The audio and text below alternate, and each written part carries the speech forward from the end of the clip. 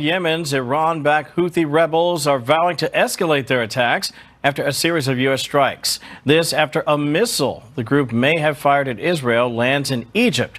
Correspondent Trey Yingst live in Tel Aviv with the very latest. Trey.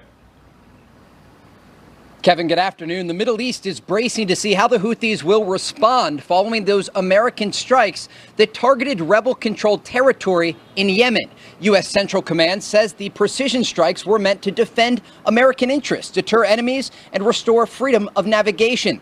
Explosions were reported in multiple Houthi-controlled cities, including the capital of Sanaa, with local media reporting at least 31 people killed. The offensive action came after the Houthis launched 174 attacks on U.S. vessels and 145 attacks on commercial ships since 2023, according to the Pentagon spokesman.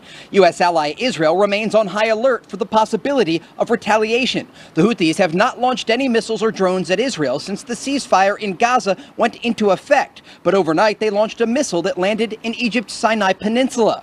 The focus on Yemen comes as negotiating teams continue to work toward another hostage release that could see some of the remaining captives freed from Hamas captivity in Gaza. The current agreement being discussed would see an extension of the current pause in fighting and up to 11 living hostages released. National Security Advisor Michael Waltz saying this.